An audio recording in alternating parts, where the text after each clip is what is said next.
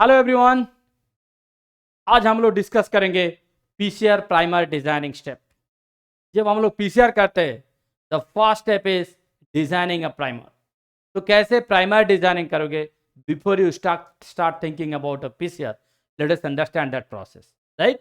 तो चलो शुरू करते हैं। मेरा जो कंसेप्ट बिल्डिंग सीरीज चल रहा है वहाँ पे आज का सेशन होगा how to design primer for a PCR.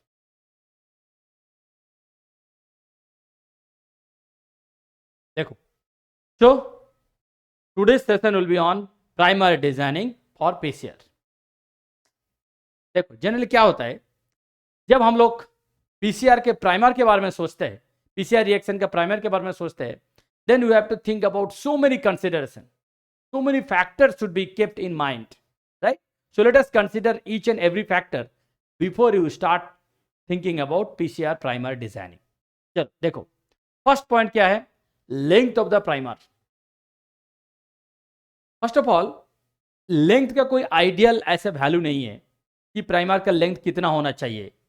There is no universal rule first of all कि 30 होना चाहिए, 20 होना चाहिए, 24 होना चाहिए, ऐसा नहीं है। क्योंकि आप जब सारे के सारे फैक्टर एक साथ देखोगे, then you will see what will be the best possible way. तो ये जो प्राइमर का लेंथ है, primer length cannot be universal first of all. It cannot be fixed for all the genes, it's impossible. But एक एक rule होता है। Generally हम लोग क्या करते हैं, यहाँ पे लिखा है कि 18 to 25 normally, but you can go up to 30 also, that's not an issue। So you can go up to 18 to let's say 32, you can go, that's not an issue। but make sure other criteria should fall within that। GC percentage, annealing temperature, GC clamp, बहुत सारी चीज़ें वो सिर्फ आपको देखना है। तो 18 to 32 is fine, not an issue। so length of a primer should be within 18 to 32। so my ultimate thing is primer should not be too less, I mean too short, like let's say 10 nucleotide। it should not be too short, it should not be too large like 40 nucleotide। okay, क्योंकि उसमें क्या होता है, primer का actually काम क्या है? Annealing करना, टेम्पलेट के साथ बाइंड करना। तो अगर बहुत छोटा हो जाता है तो बाइंडिंग जो है उसका स्ट्रेंथ कम हो जाएगा, अगर काफी बड़ा होता है तो बाइंडिंग में प्रॉब्लम हो जाएगा। ठीक है, तो इसीलिए there should be an ideal length, like it may vary from 18 to 32, which is not short, which is not large also, right? Okay, next point, GC content of the primer। GC content primer का जितना ज़्यादा होगा, annealing temperature उतना ही ज़्यादा होगा।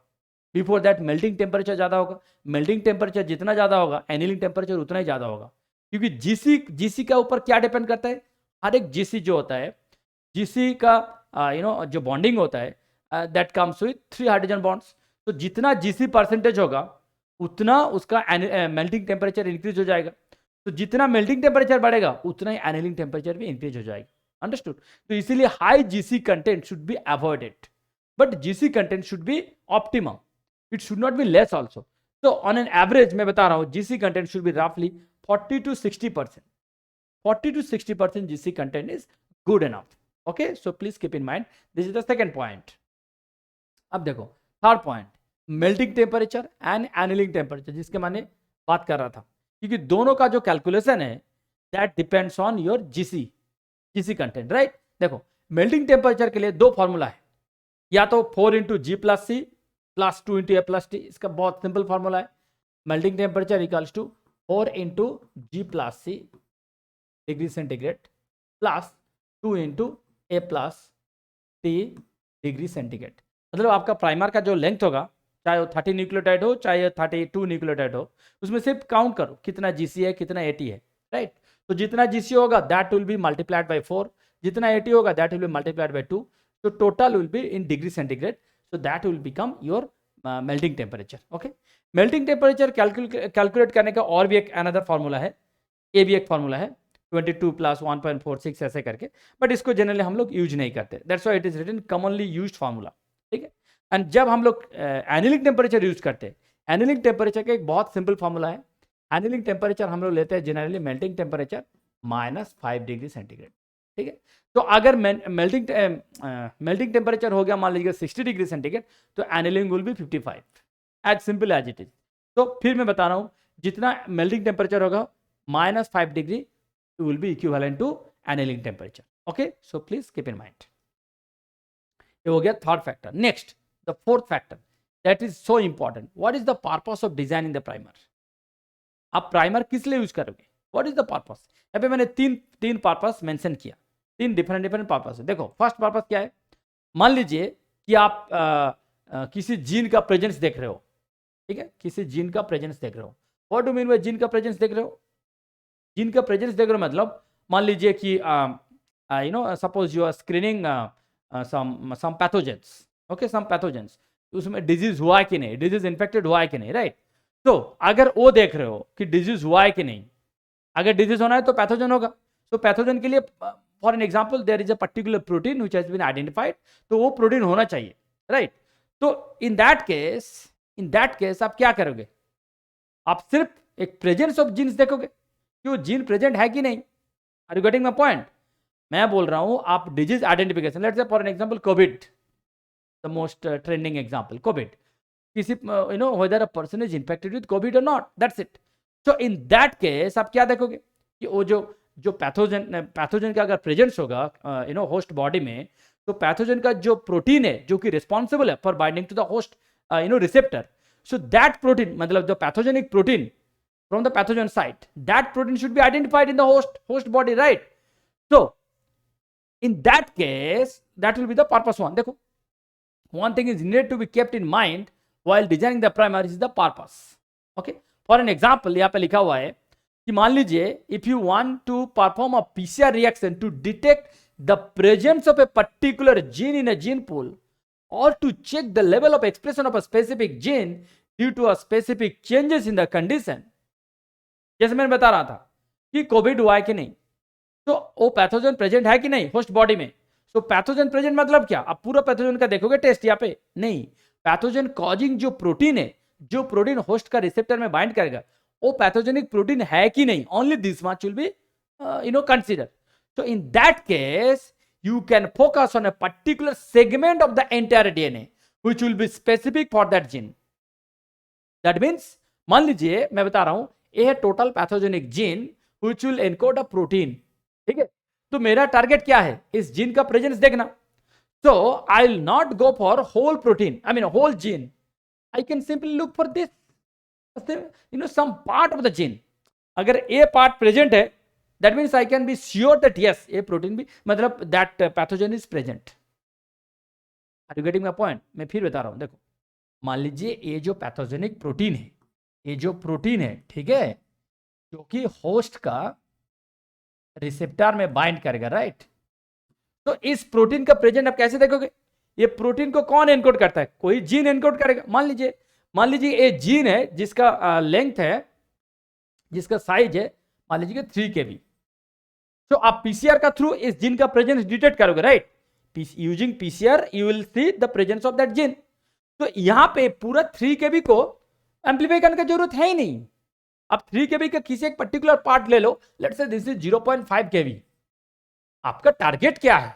आपका objective क्या है? Only to know whether that gene is present or not, right? Only to know, try to understand, only to know वो जीन प्रेजेंट है कि नहीं. तो यहां पे आप पीसीआर का थ्रू डिटेक्ट करोगे. So you don't need to amplify the whole 3 kb. You don't need. You detect, you select a particular fragment, part of a gene, let's say 0.5 kb. You amplify 0.5 kb. That's it. That means that 0.5 kb will actually designate the presence of the whole gene. That means अगर amplify हो गया, you can say that yes, a gene present है, मतलब वो pathogenic protein present है, मतलब the person is infected with that particular pathogen. That's it. Your purpose is done. Understood? This is first purpose. Second purpose पे आओ. देखो, a person can also use the PCR experiment to increase the amount of a particular DNA, which can later be used for other experiments such as molecular cloning. ठीक है? तो अब मान लीजिए कि फॉर एन एग्जाम्पल पर्पस 2 के मैं बात कर रहा हूं. For an example let's say you are using in a research lab. ठीक है, रिसर्च लैब में आप काम कर रहे हो, आपको क्लोनिंग पर्पस के लिए चाहिए. तो जब क्लोनिंग पर्पस के लिए चाहिए तब तो आपको पूरा जीन को एम्प्लीफाई करना है. Are you getting my point? जब आप क्लोनिंग पर्पस के लिए जा रहे हो, then you have to consider the whole gene. Whole gene, right, क्योंकि आप पूरा जीन को क्लोन करना है, पार्ट को नहीं क्लोन करोगे, right. Next come to purpose 3। देखो, additionally let's say you wish to insert that particular DNA sequence into a plasmid. अगर इस जीन को आप किसी वेक्टर के अंदर आपको डालना है, right, then you have to use restriction endonuclease on both side. Are you getting my point?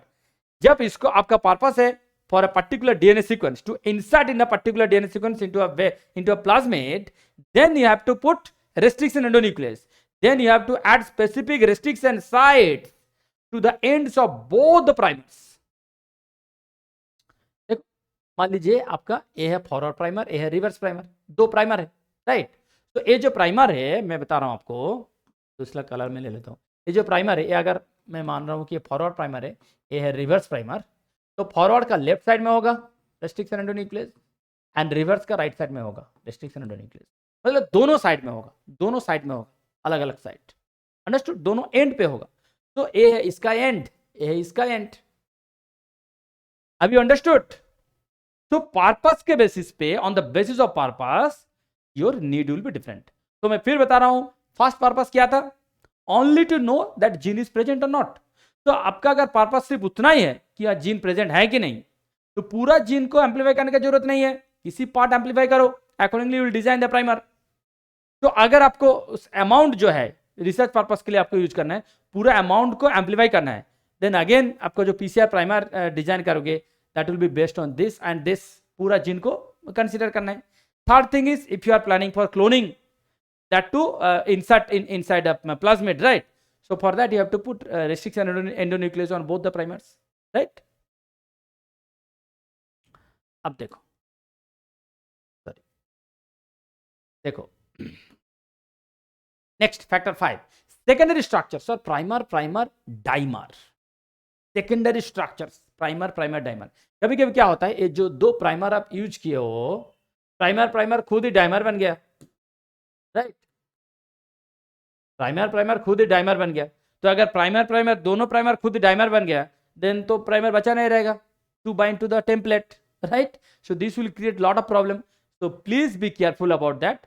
जब आप प्राइमर का सीक्वेंस कंसिडर कर रहे हो, make sure the sequence similarity between two primer should be as minimum as possible. अगर थोड़ा सा भी कंप्लीमेंटरी मिल गया ना दोनों प्राइमर के अंदर, दोनों प्राइमर सीक्वेंस के अंदर, then it will be very difficult, they can make primer primer dimer, okay? So be very careful about primer primer dimer. Next देखो, डाइन्यूक्लियोटाइड रिपीट, ये इंपॉर्टेंट चीज है। डाइन्यूक्लियोटाइड रिपीट मतलब किसी भी डाइन्यूक्लियोटाइड, मान लीजिए कि एजी, ये जो प्राइमर है वहां पे dinucleotide should not be repeated. हाँ, एक दो बार तीन बार हो सकता है, ज्यादा रिपीट नहीं होना चाहिए। यहाँ पे फिर भी लिखा है कि मैक्सिमम 4 कैन बी कंसिडर। तो इन अ प्राइमर एजी एजी एजी एजी, अगर ऐसे करोगे, अगर इस टाइप का कुछ आ गया, it should be avoided. First of all this thing should be avoided. अगर आपको आ गया ऐसे, आप कुछ नहीं कर सकते हो, ठीक है, but try to avoid dinucleotide repeats. Maximum you can consider up to 4 times you can consider, but try to avoid that, okay? 2 times agar aaya ag it's fine, but don't try to make it 3 times 4 times, okay? It should not exceed 4. Next, long run of single base मान लीजिए T है, long run of single base. तो अगर single base long run हो रहा है किसी primer में, that should also be avoided. तो यहां पे भी है, देखो, it can run up to 4 maximum. Again, don't exceed 4. देखो यहां पे लिखा है don't exceed 4. That doesn't mean that you can go up to 4. Try to avoid it. अब बोलो सर, आप तो बोल रहे थे कि I can consider up to 4. देखो जितना कम होगा उतना ही अच्छा है, क्योंकि अब जब प्राइमर डिजाइन कर रहे हो, you have to make sure there should not be any primer dimer formation, right? तो ये सब जब चीज होगा ना, single nucleotide repeat, double nucleotide repeat, these are very dangerous thing. They can easily form primer dimer formation, okay? या तो primer dimer हो सकते हैं, या तो प्राइमर खुद ही कुछ सेकेंडरी कन्फर्मेशन बना लेंगे। मतलब मैं लिख रहा हूं primer should be like this, forget about dimer. मान लीजिए कि प्राइमर ऐसे हो गया, कुछ ऐसे टाइप हो गया प्राइमर, देन क्या होगा, पूरा प्रॉपर एनिलिंग नहीं हो पाएगा, कुछ पार्ट ऐसे कुछ फोल्ड हो गया, राइट, ऐसे भी तो हो सकता है ना, ऐसे भी हो सकता है, तो you have to be very careful. So how can you avoid that? You can only avoid by number of reducing the number of repeats. So please avoid dinucleotide repeat. Please avoid single nucleotide repeat also. Next, cross homology region. This is also very important thing. Cross homology region means देखो ये आपका template, ये आपका template. अब जब primer design कर रहे हो, मान लीजिए यहाँ पे प्राइमर डिजाइन किया, you have to make sure a primer यहाँ पे नहीं बाइंड कर सकता है. या तो देखो ऐसे होगा,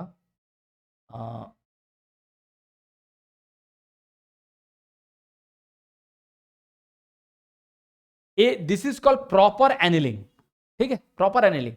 तो हो सकता है कि इसका कुछ पार्ट हो यहाँ पे सिर्फ बाइंड किया है, बाकी पार्ट पूरा ऐसे हैंगिंग है, मतलब बाकी पार्ट बाइंड कर ही नहीं पाएगा यहाँ पे, क्योंकि देखो आप प्राइमर जो डिजाइन किए हो that should bind at the end, either 5 prime and और 3 प्राइम एंड. अब जो प्राइमर डिजाइन किए हो, primer should not bind in the middle. तो अगर मिडिल में बाइंड किया तो ओनली यहां तक एक्सटेंशन होगा. This is called non specific amplification. This is called non specific amplification. Non specific amplification कैसे हो सकता है? Because of cross homology. मतलब थोड़ा सा भी अगर यहाँ पे मैच कर गया ना, तो यहाँ पे थोड़ा भी बाइंड कर जाएगा, थोड़ा बाइंड कर जाए मतलब यहां से सिंथेसिस शुरू हो जाएगा, तो ए पार्ट नहीं हो पाएगा सिंथेसिस. तो अब देखो यहाँ पे क्या होगा, देखो जो यहाँ पे बाइंड किया है ये पूरा सिंथेसाइज करेगा, जो यहाँ पे बाइंड करेगा ये इतना सिंथेसाइज करेगा, जो यहाँ पे बाइंड करेगा ये सिर्फ इतना करेगा. आप जब इसको रन कराओगे पीसीआर में आपको 3 बैंड मिलेगा. एक तो है पूरा जो आपका जीन ऑफ इंटरेस्ट है, दूसरा जो मिडिल से किया है, एंड तीसरा जो लास्ट में थोड़ा ऐसे. देखो इसका मेजर पोर्शन जो है बाइंड किया ही नहीं, ये लूप है, ये लूप फॉर्म किया है, राइट. बट थोड़ा कहीं से भी यहाँ पे बाइंड कर गया, तो यहां से भी शुरू हो जाएगा extension. Are you getting my point? So these are the examples of non specific amplification. ऐसे नॉन स्पेसिफिक एम्प्लीफिकेशन होता है. So you have to be very careful about the cross homology regions. Okay, इसीलिए primer designing for a PCR is the biggest thing मैं बता रहा हूं. Next देखो factor 9 GC clamp. GC clamp क्या है? ये प्राइमर जहां खत्म हो रहा है, प्राइमर ये आता है ना, तो ये अगर जीसी क्लैंप हो जाता है, मतलब ये अगर जी से खत्म हो रहा है, राइट, एंड यहाँ पे ये तो है जीसी, एंड यहाँ पे भी अगर जीसी है, मतलब ये अगर ends with GC, if it ends with GC then क्या होगा, ये आपका टेम्पलेट, ये आपका टेम्पलेट. तो ये जीसी हो गया, मतलब क्या, यहाँ पे होगा CG.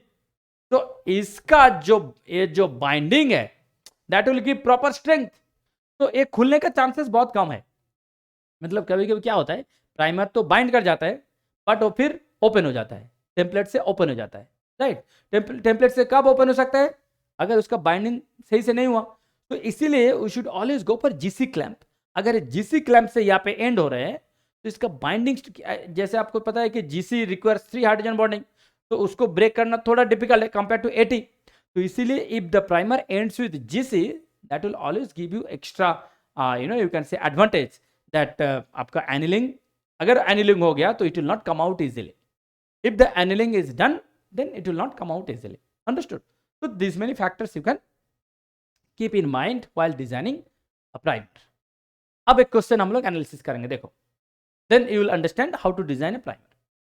Choose the appropriate pair of primers to amplify the following DNA fragment by PCR reaction. Okay, तो एक टेम्पलेट दे दिया, इसके अगेंस्ट पे हम लोग को प्राइमर डिजाइन करना है. चलो प्राइमर डिजाइन करते हैं. देखो, so please remember one thing, primer will go from 5 prime to 3 prime. This is the most and basic information regarding primer designing, right? तो यहाँ पे पहले देख लो, यहाँ पे पहले देख लो, ये जो 5 प्राइम टू 3 प्राइम है ये कहाँ होगा? इधर तो नहीं होगा, क्योंकि ये तो 5 प्राइम टेस्ट, ये जो टेम्पलेट है, देखो एक्चुअली होता क्या है, ये आपका टेम्पलेट डीनेचर हो जाएगा single single, right. Then template primer आके बाइंड करेगा दोनों टेम्पलेट में. तो ये जब अलग हो जाएगा, ये जब अलग हो जाएगा, आपका जो प्राइमर होगा it should go in this way, right, this way, क्योंकि this is 5 prime to 3 prime. Understood? यहां पे भी जो है देखो, यहां पे भी होगा 5 प्राइम टू 3 प्राइम, राइट. सो इसका सीक्वेंस क्या होगा? ए ए सी जी, ऐसा कुछ है 5 प्राइम टू 3 प्राइम। ये क्या होगा, ये होगा जी ए सी टी जी, ऐसा कुछ होगा, राइट।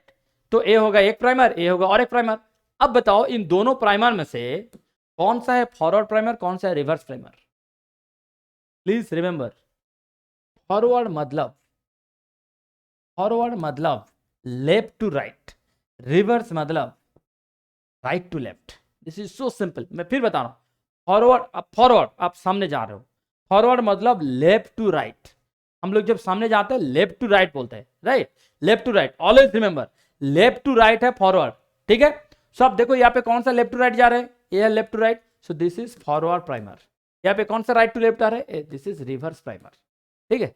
अब देखो यहाँ पे कौन सा होगा, 5 prime ATCCC G, 5 prime ATCCC G एक है, देन 5 प्राइम GACCT, यस, तो PNS, अंडरस्टूड, समझ में आया, एक बार देख लो। तो फिर मैं बता रहा हूं, primer forward will go from left to right, reverse will go from right to left, okay. I am sure आपके समझ में आए होंगे, राइट, कैसे प्राइमर डिजाइन करना है। काफी सारा कंसिडरेशन हम लोग डिस्कस किए, and finally we have discussed on question also, so that it becomes clear that how to design a PCR primer before you go ahead for a PCR reaction, right? So thank you so much, and ऐसे हम लोग concept build करते जाएंगे, so please stay in touch with us. Thank you for listening to me.